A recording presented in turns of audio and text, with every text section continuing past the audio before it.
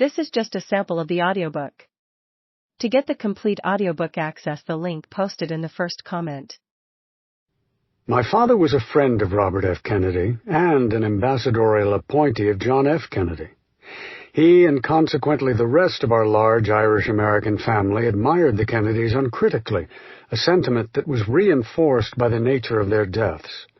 One of the last things Robert Kennedy did on June 5, 1968, in his suite at the Ambassador Hotel in Los Angeles, before going downstairs to accept victory in the California primary, was to make a list of friends he wanted to call when he got back to his room later that night.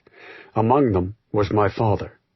In March 1974, when I first went to the Federal Record Center in Waltham, Massachusetts, which then housed the Kennedy papers, I did so more in the manner of a pilgrim than a scholar. I was a member of the faithful looking for evidence, even relics of the blessed era. I would sit for hours in the poorly heated research room, reading JFK's office files and the oral histories of RFK's brief run for the presidency 6 years earlier. I became friends with the late Dave Powers, then curator of the Kennedy Library, who had been Jack Kennedy's best friend. I would often drop by his office in the late afternoon and listen to him tell stories about the Kennedy brothers, Jack in particular. The figures Powers evoked fit my family's conception of them. Men full of wit, charm, and purpose, who, in those Watergate years, seemed nothing less than heroic. Yet scholarship was beginning to offer a second, far harsher evaluation of the Kennedys.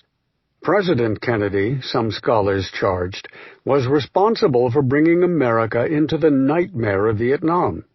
Other scholars claimed that Attorney General Robert Kennedy had, for reasons of political expedience, done the minimum on civil rights.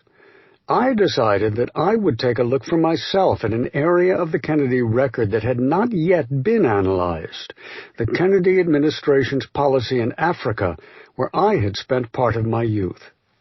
Over the years, I became a familiar figure to the staff of the Kennedy Library. Much of my first book, JFK Ordeal in Africa, published by Oxford University Press in 1983, was based on what I found in the national security files, which the library staff had effectively declassified.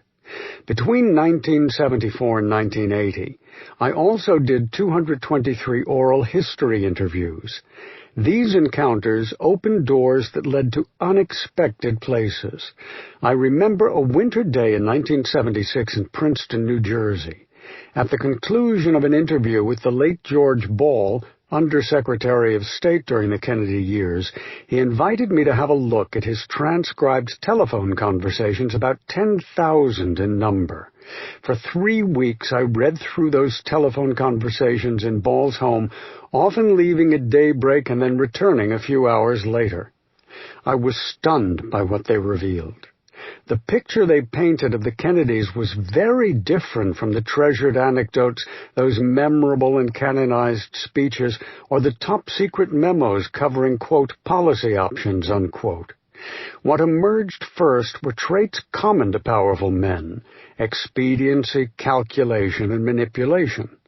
But the transcriptions also revealed other qualities that were, I came to believe, unique to the Kennedys: an icy wit, an awareness that they were players on a stage, and a capacity for growth nurtured by their constant collaboration. Depending on the conversation, they could be idealistic or Machiavellian, utterly conventional or suddenly imaginative, hot or cold.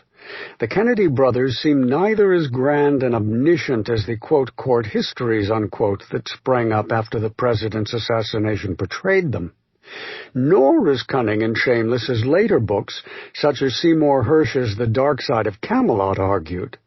They were both self-creative and self-destructive. I began to question the standard portrait of the male Kennedys as a perfectly functioning juggernaut.